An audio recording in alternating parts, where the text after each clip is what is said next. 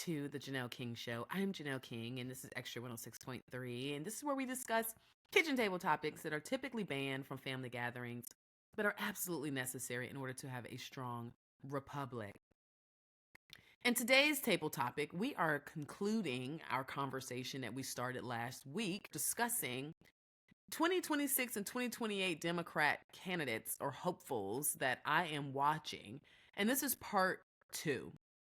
Last week, we started this conversation by taking you on a little bit of a journey. We went all the way back to a convention in 1787, and we're going to go back to that convention. But on this episode, I do want to start off with a few current events that I think speaks to why this show is extremely necessary. Up first, 17 states sued the Trump administration on Wednesday for blocking $5 billion in federal funds intended to expand electric vehicle charging stations. The lawsuit was prompted by the administration's February order for all states to halt spending from the 2021 bipartisan infrastructure law.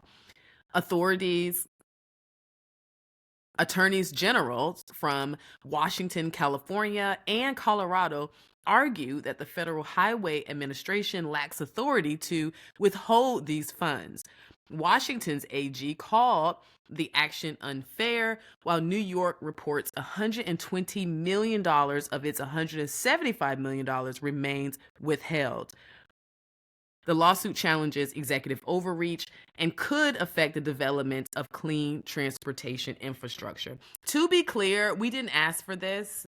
Sorry, guys, this is my little 2 cents. We did not ask for this.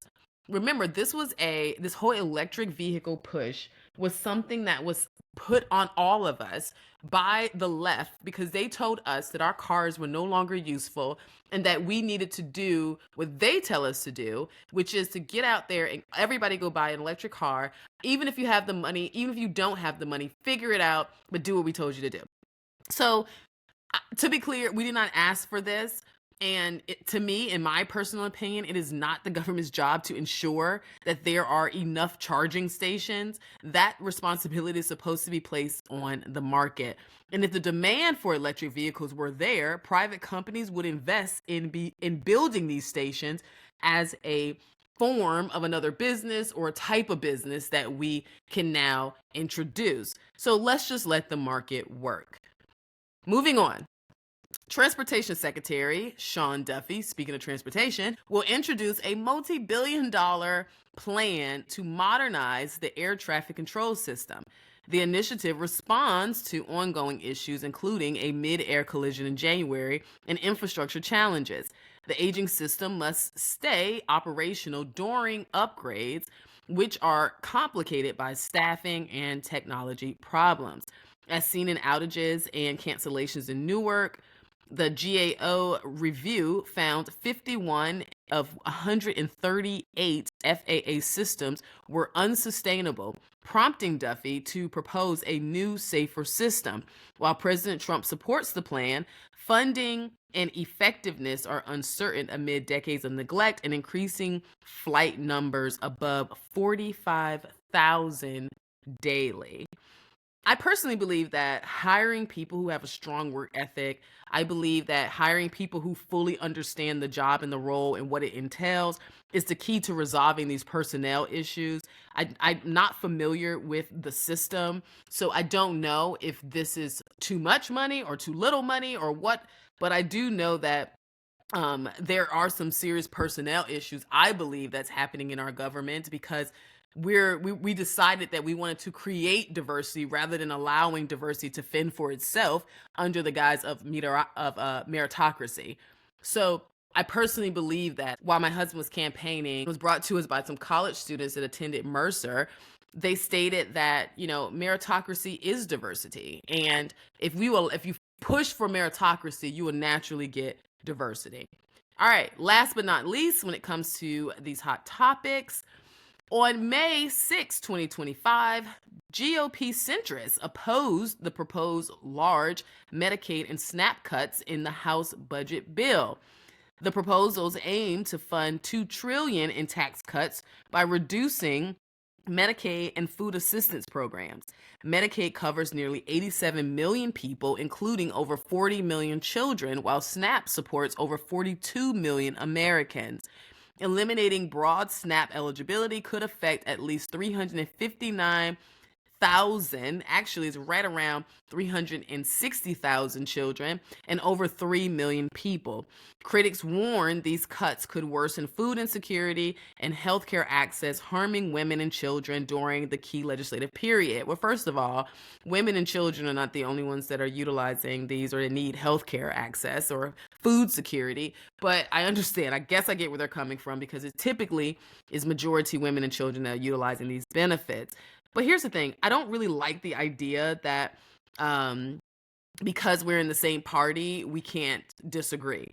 That's not something that I like, that's at all. But I will say that when it comes to this particular topic, we do need to make some cuts. There are a lot of people who are utilizing these benefits, who have been on these benefits for generations. And it's unfortunate that it's falling on this generation to have to wear or carry the weight of past generations' negligence. But unfortunately, that's what happens when everything kind of catches up to itself. I'm hoping that there is a strategy around this so that we are, avoiding some of the negative downfalls that can come from this happening abruptly.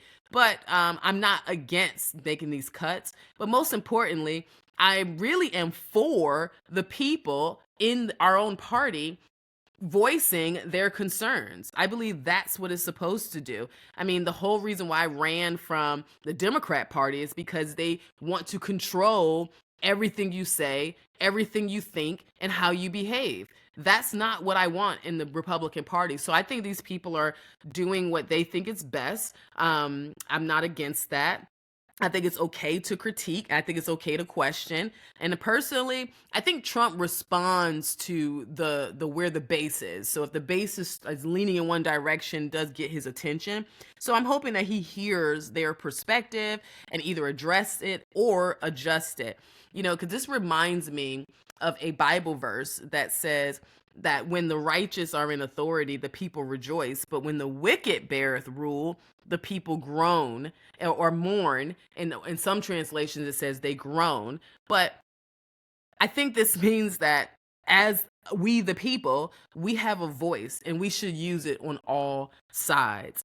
Now, that being said, I'm ready to go into the primary reason why we're all here, because it has a lot to do with these different topics. Now that we're seeing this, I think we're in a position now where we need to make sure that we are doing our duty as Americans. So I want to take you on a little journey with me. We're going to go back to that convention from last week. So if you missed it, don't worry, because you're going to go on this journey with us. So ladies and gentlemen, and fellow Americans of today, I want you to go back to the summer of 1787 in Philadelphia. Now, we're all attending one of the most important conventions in our country's history. Delegates from different states have united for this common purpose. We're going to form a new government. And it was here in Independence Hall where the phrase, "We the people," was born. It was a declaration of freedom.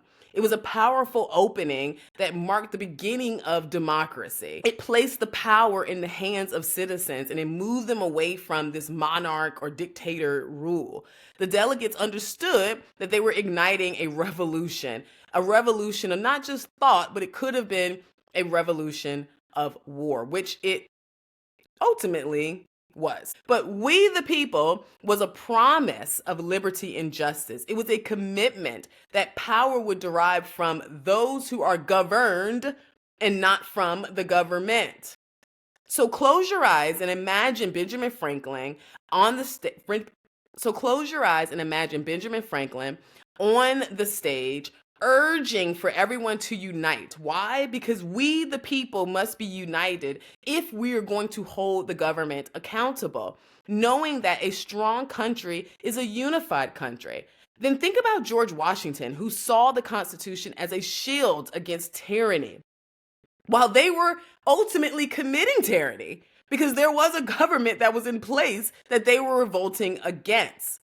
"We the people" emphasizes the trust placed in every single citizen to uphold democratic values. "We the people" reminds us of our personal responsibility to engage in our republic.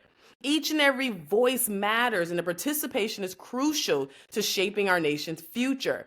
So every time we go into the voting booth, every time we watch a debate, every time we hear the State of the Union address, I really want you to sit back, close your eyes, and think about all of those who fought for our freedoms, the brave men who stood for liberty and justice, the sacrifices that remind us that we, the people, represents more than just a phrase. It embodies our ongoing pursuit for a more perfect union.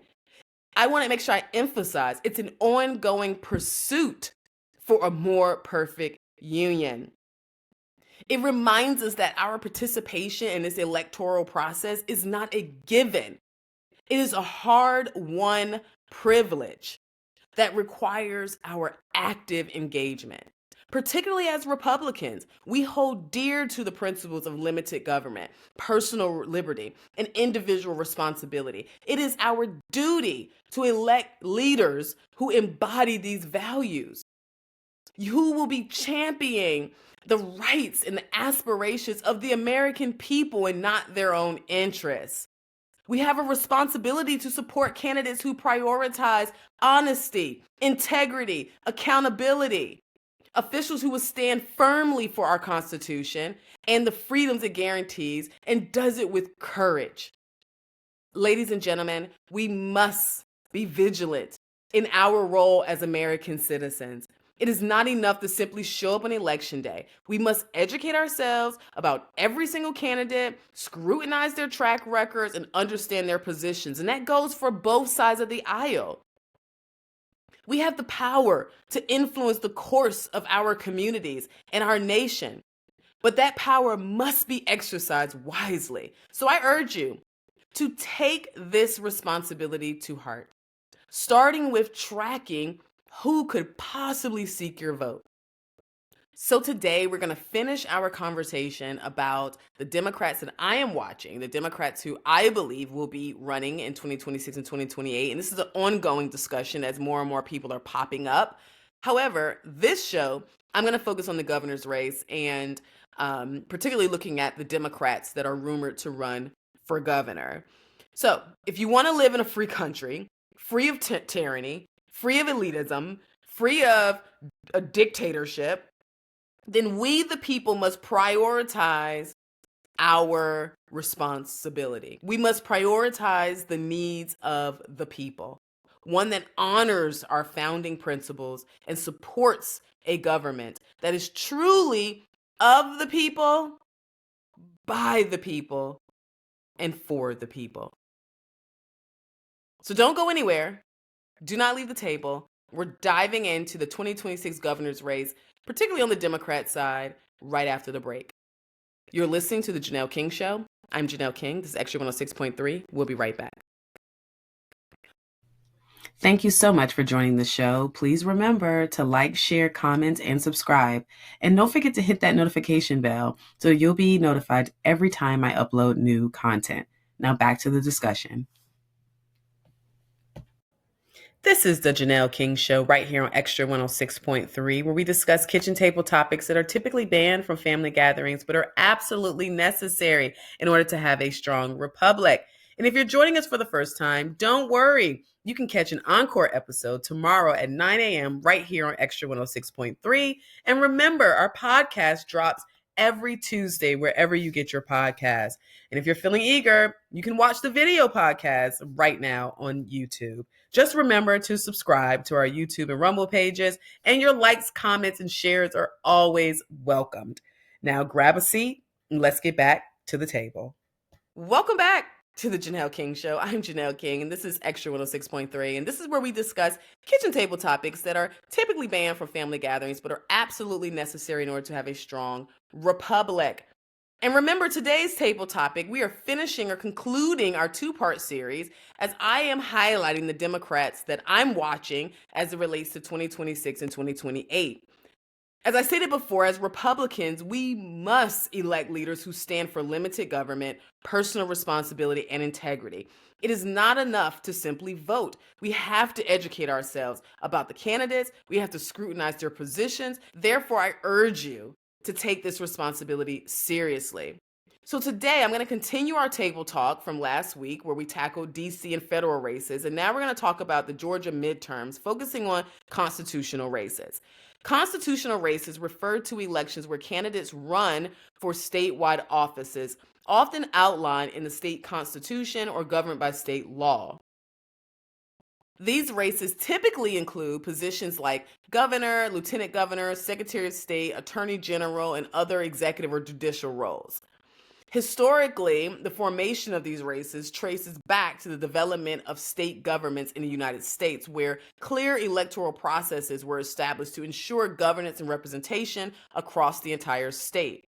Over time, these races have become essential for shaping state policy and leadership, often reflecting the political landscape of the electorate's priorities. So let's dive into the Georgia races that I am watching. Right now, I'm not hearing a lot about, particularly when it comes to the Democrats, about the AG race, lieutenant governor race, or secretary of state, but I have heard a few names floating around for governor, and that's what I wanted to kind of highlight. So let's get this ever-evolving conversation started. Starting with Michael Thurmond. So Michael Thurmond is an attorney from Clarkston, Georgia. He earned his bachelor's degree in political science from the University of Georgia and a law degree from Georgia State University. Thurmond began his political career in the Georgia House of Representatives and became the state's first African-American labor commissioner in 1998. He later served as CEO of DeKalb County and as superintendent of the DeKalb County School Districts.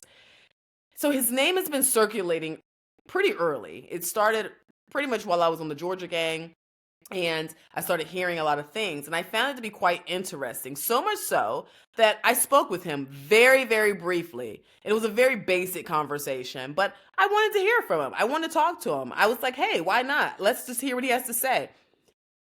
When I spoke with people, regardless of what political aisle they sat on, Republican or Democrat, everyone had nothing but nice things to say about him, but nothing about his policy or policy positions. At the time, I was on the Georgia Gang, and I didn't want to miscategorize my perspectives because I just was like, I don't know him, right? Although I knew that I wouldn't vote for him because I figured that if he's going to be running as a Democrat, then clearly their policies don't align with my positions. So I felt pretty confident that I wasn't going to vote for him, but that doesn't mean that I didn't want to know what he was talking about, what his ideas were. You still have to educate yourself. So why meet with the Republican? Why try? That's probably what he was thinking. That's why it never happened. But he is someone who has a lot of Republican friends, and I truly believe that he will snag some independent votes if he could, but not until the Democrat Party releases its chokehold on Black men. I feel like the Democrat Party acts as if Black men are so dumb and only good for police brutality and prison stats. There's this type of feminism that's running rampant in that party that does not make room, or in their words, hold space for Black men, and it's quite noticeable. So I do think that there's an opportunity for Michael Thurmond. I don't know if he's going to jump in the race or not. I know that Lucy McBath said she was going to jump in, and she recently jumped out, so we're not going to talk about her. But I got the vibe that they're still struggling with the Black male thing. So speaking of Black men, there's another Black man who I'm also hearing about. Unlike Michael, I did have a conversation with Jason. So I'm talking about Jason Estevez, Representative Jason Estevez. He and I have a mutual friend, and we found ourselves in the same room not too long ago. But before I go there, we need to talk about who he is just a little bit. So Representative Jason Estevez, it was kind of hard to find details on him as he isn't as prominent as some of the others on the list, but I truly do believe that he could possibly be a dark horse in this race because Jason Estevez is a businessman and investor based in Georgia. I don't know what he invests in. I wasn't able to really find out a whole lot about him. But he's a member of the Georgia State Legislature serving as a representative, and he was known for his work advocating for policies related to education, economic development, and community improvement. And he's decided to enter this governor's race. And a few minutes ago, I said to you that I had a brief conversation with him at a friend's party, but he did not mention that he was running for governor at that time.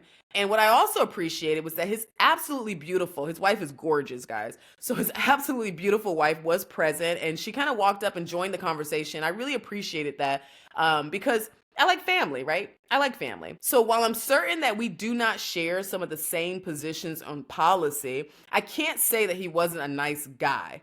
And what I also noticed is that he wasn't afraid of my politics or having a conversation with me. And you have to respect that because a lot of people won't even sit down with me because they're like, oh, I already know I'm going to get her vote. But I guess I'm like, don't even try, right? But anyway, so I do think that he could be a dark horse in this race. He's a young Black man with a young family. I do not know what will come up during his opposition research. So there may be things in his past that may come out. I'm not sure. But I am certain that he does have a chance. And if he could brand himself as the people's candidate over there on the Democrat side, it'll be quite interesting to see how this shakes out. But I see his challenge being pretty much the same as Michael Thurman's challenge. The fact that he's just a male. And the Democrat Party just seems to see men as subservient to women. So considering that the majority of their voter base are women, he may struggle through a primary if he's seen as too masculine, which would mean that he's going to have to bow down to some of these ridiculous progressive positions in order to soften himself, because apparently the Democrat women want soft men, but whatever. But because, the first time he shows his true masculinity, they're going to call him toxic. So I think if he could figure all that out, he may have a shot. But I think his best bet is that people see Michael Thurman as outdated a bit or too much as a traditional Democrat. And they see Keisha Bottoms, who we're going to talk about in a second, as something of the past. So I think Estevez, if he can get people on the Democrat side to see him that way, I think, I don't know. He could be considered fresh blood. That might work, I don't know. But I'm telling you, he's going to have to address the elephant in the room, which is the Democrat Party and their disdain towards men and male leaders, although they keep picking them for president. But okay.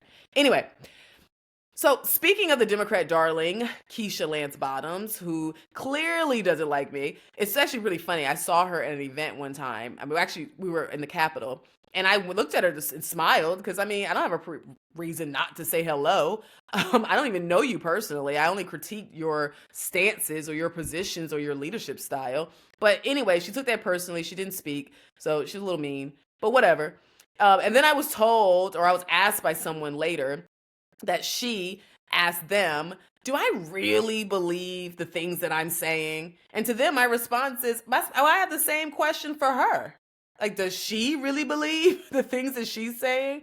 But before I give you my authentic thoughts on her, for those of you who haven't heard of her or don't know what she's been up to, let's just break that down a little bit. So Keisha Lance Bottoms served as mayor of Atlanta, Georgia from 2018 to 2022. She's from Atlanta. She graduated from Florida A&M University with a degree in English and then earned her law degree from Georgia State University. Before her tenure as mayor, Bottoms served as a city council member and was the chair of the Atlanta City Council's Finance Executive Committee. She gained national recognition during the COVID-19 pandemic because of her response to the racial justice protests. Take a listen.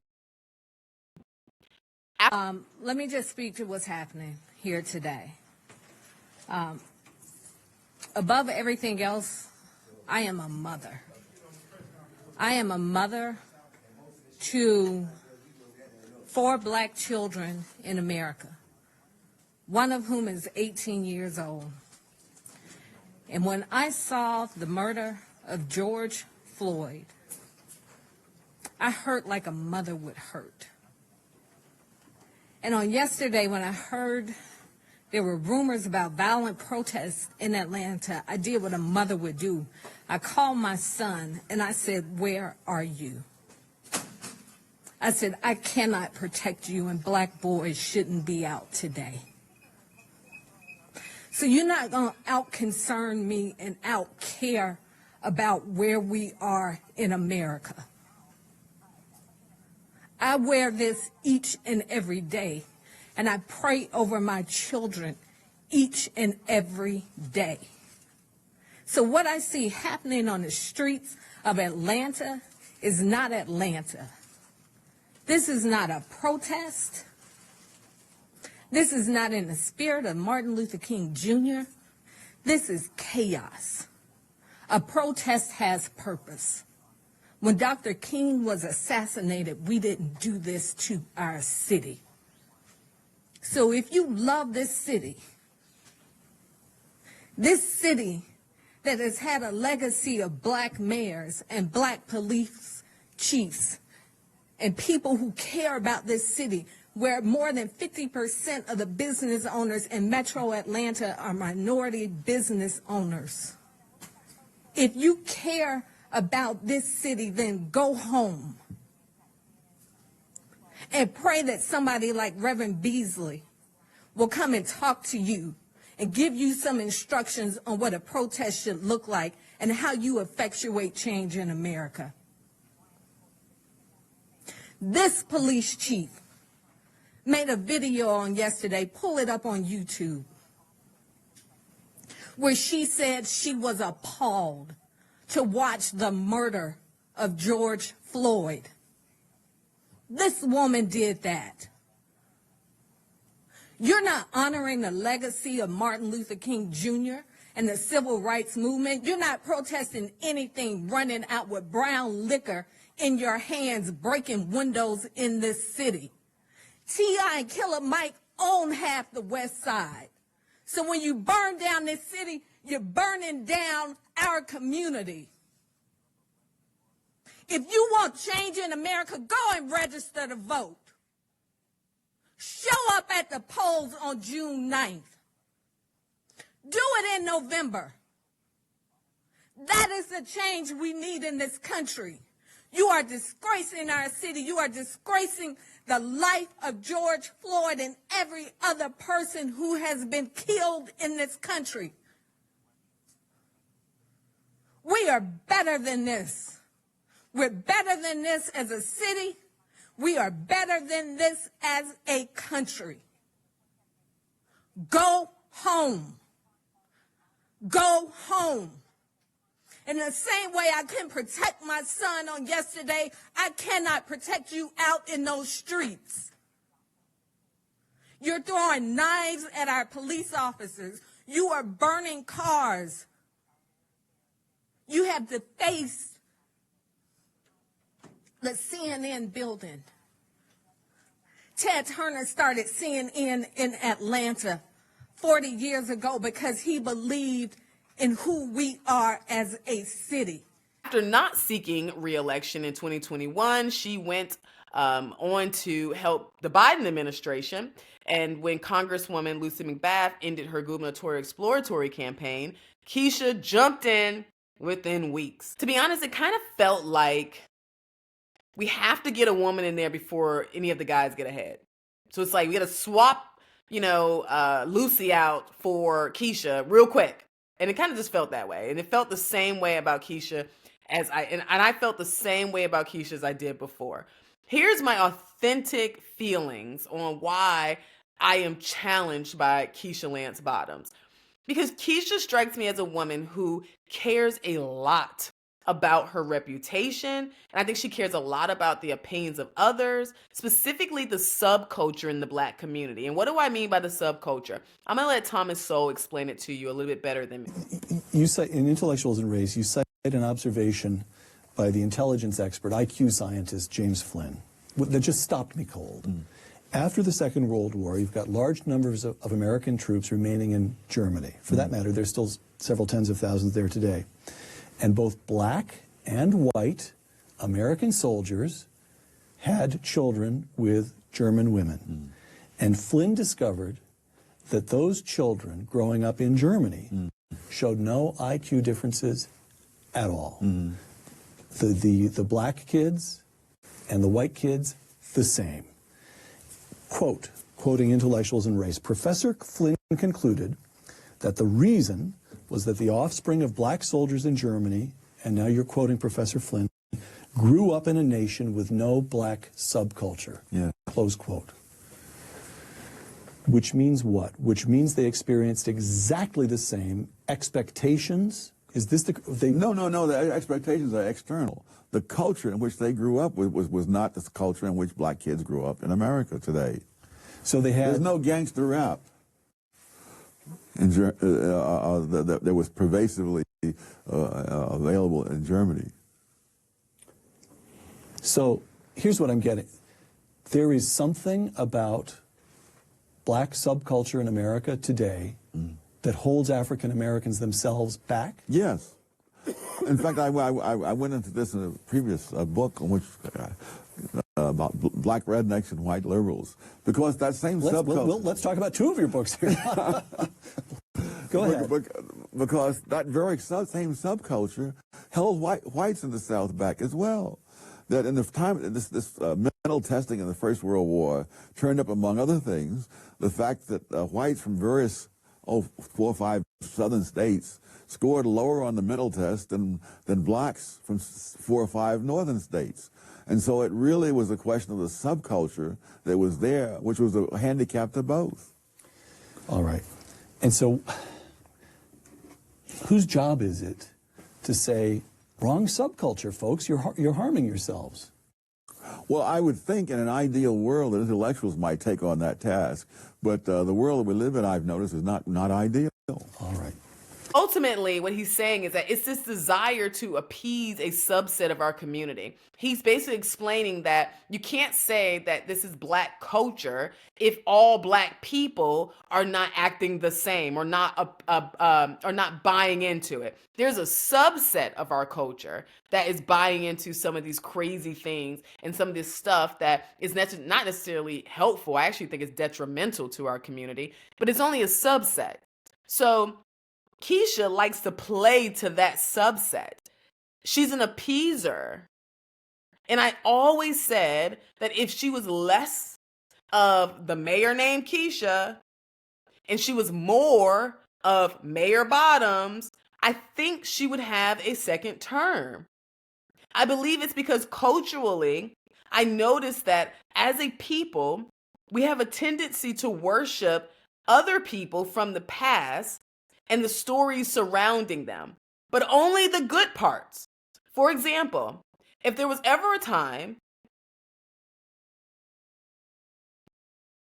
there's a lot of information coming out on Martin Luther King Jr., and we'll talk about that another time, but there's a lot of information coming out on him. But if I was on a panel with Democrats in the room, and I pointed out the discrepancies with him as well as his message, I would need security getting out of that room. And honestly, I believe that Keisha Lance Bottoms and those like her want that level of recognition and admiration for years to come that John Lewis gets, that MLK gets, that Malcolm X gets, on and on.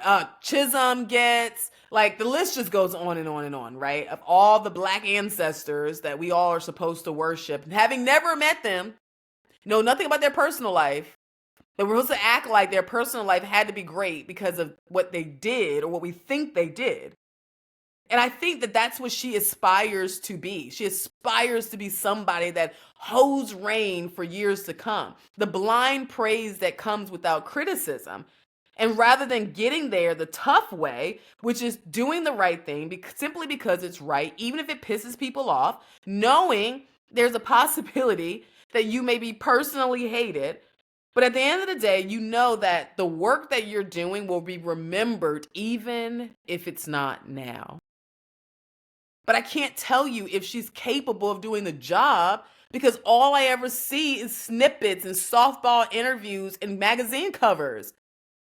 I haven't heard her truly discuss policy or her ability to manage a budget the size of the state.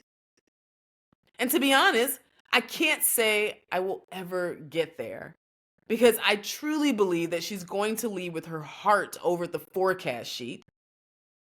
But I'm going to listen to her. I'm going to hear her ideas. Let's see what happens. I really want to know where this is going and what may happen. All right.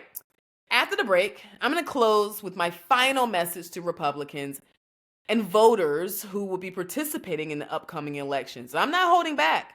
So don't leave that table just yet. You're listening to The Janelle King Show right here on Extra 106.3. We'll be right back. Thank you so much for joining the show. Please remember to like, share, comment, and subscribe. And don't forget to hit that notification bell so you'll be notified every time I upload new content. Now back to the discussion. This is the Janelle King Show right here on Extra 106.3, where we discuss kitchen table topics that are typically banned from family gatherings, but are absolutely necessary in order to have a strong republic. And if you're joining us for the first time, don't worry. You can catch an encore episode tomorrow at 9 a.m. right here on Extra 106.3. And remember, our podcast drops every Tuesday wherever you get your podcast. And if you're feeling eager, you can watch the video podcast right now on YouTube. Just remember to subscribe to our YouTube and Rumble pages, and your likes, comments, and shares are always welcomed. Now grab a seat and let's get back to the table. That's right. This is the Janelle King Show, and this is Extra 106.3, and this is where we discuss kitchen table topics that are typically banned from family gatherings, but are absolutely necessary in order to have a strong republic.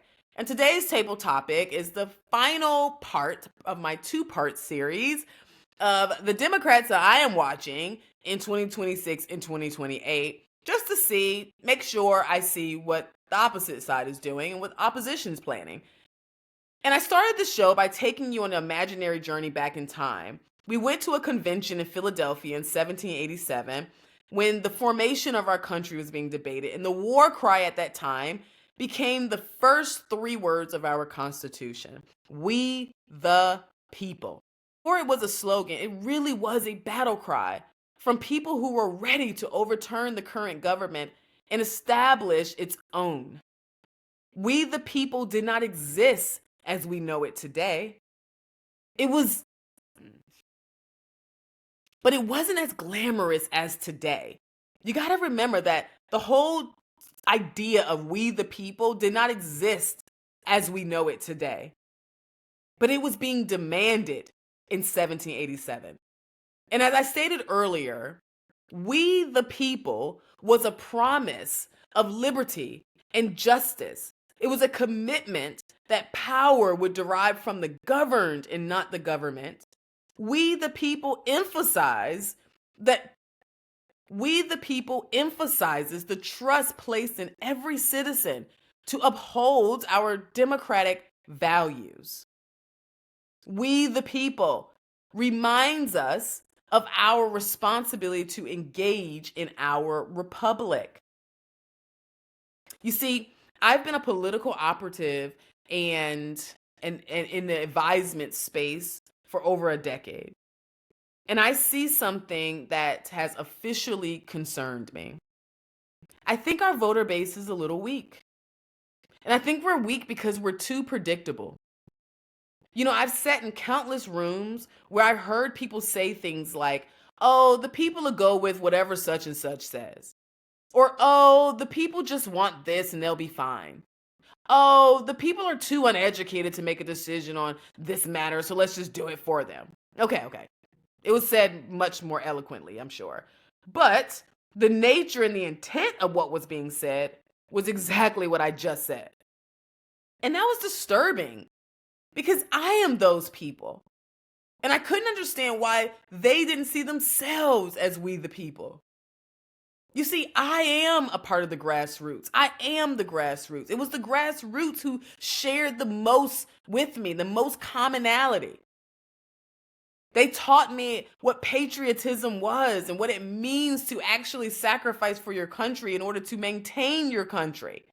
And that you are to fight until the bitter end to ensure your country withstands. It was the grassroots. So unfortunately, I do not believe that we are the same, we the people, as we were in 1787. I believe we have traded our duty for TikTok fame and influencing. We've traded our duty for name recognition and acknowledgement. We have traded our duty to stand in our own tribes and instead of empowering we criticize.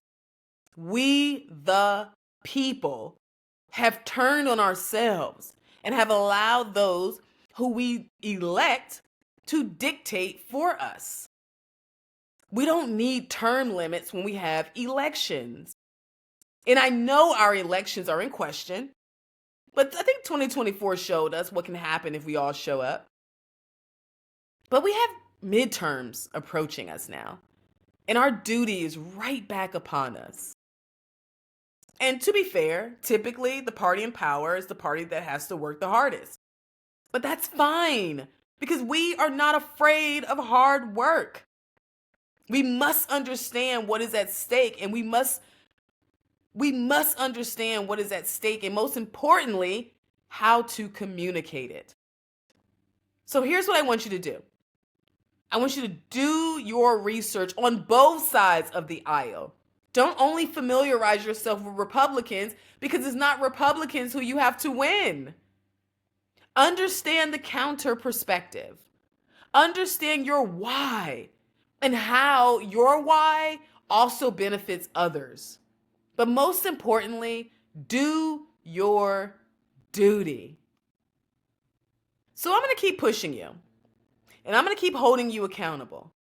And I'm going to keep reminding you that you are we the people, and that our job is to hold those who we elected accountable, no matter which side of the aisle you're standing on. Until next time, stay unafraid, stay unapologetic, and never stop seeking the truth.